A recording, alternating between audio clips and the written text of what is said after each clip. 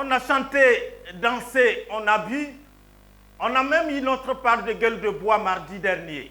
Les années passent et les habitudes quant à la célébration de la journée internationale de la femme résistent.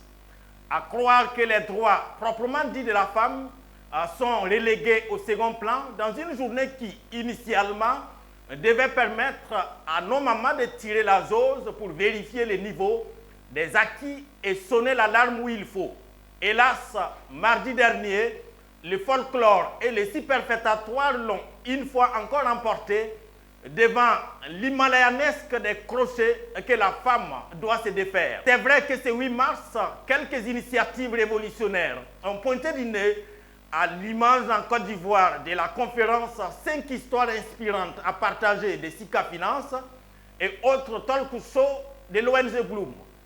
Sauf que dans les bars et maquis, avec leur lot d'alcool surdosé et de poulets somnifères, attire plus que la lutte émancipatrice, donnant du coup raison à ceux qui estiment que se sacrifier pour un peuple ignorant, c'est comme s'immoler pour éclairer le passage d'un aveugle.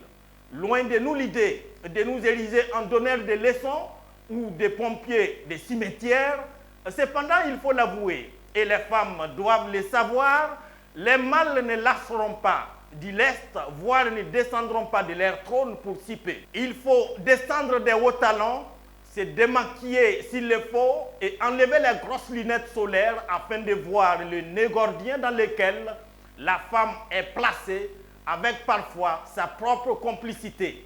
Le politiquement correct ou encore la formule consacrée voudrait que l'on dise que des progrès notables sont à noter.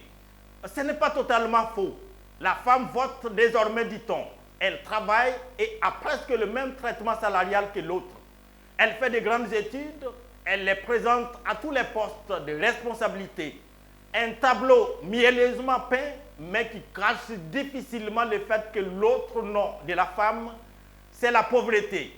Oui, nos mamans sont plus pauvres que nos papas. Aussi, en 2022, des mots comme viol, violence, stigmatisation, mutilation, mariage forcé conservent toujours leur sens premier, quels que soient les dictionnaires consultés.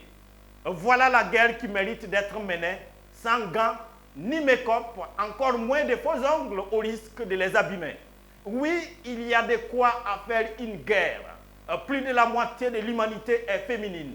Une majorité pourtant qui pourrait se contenter d'un quota de 30% ou tout au plus de la parité dans les instances décisionnelles alors qu'elle peut légitimement prétendre l'actionnariat principal. Il suffisait pourtant qu'elle dépose les linges de son semblant de confort pour réveiller en elle la Rosa Parks, la Jeanne d'Arc, la Cléopâtre, la Reine Pokou ou la princesse Yenenga qui sommeille en elle pour qu'elle soit propriétaire du gâteau. Tous les gâteaux, oui, c'est seulement à ce prix que la femme arrachera tous ses droits, ou presque, des mains de l'autre sexe qu'elle réclame depuis Mathusalem. Mais pour cela, il faudra déjà que le 8 mars et le 14 février n'aient pas le même parfum. C'est une question de bon sens, ne serait-ce que par respect aux origines des deux dates. Tout cela pour dire que la femme sera l'actrice principale de son film. Ce film, il y a l'esclave qui n'est pas capable d'assumer sa révolte, ne mérite pas que l'on s'apitoie sur son sort. Cet esclave répondra seul de son malheur s'il se fait des illusions sur la condescendance suspecte d'un maître qui prétend l'affranchir. Seule la lutte libère, celle de Thomas Sankara. Dédicace spéciale à Odile Pouon, notre célèbre psychopédagogue. Une autre Yenenga des temps modernes. À bientôt.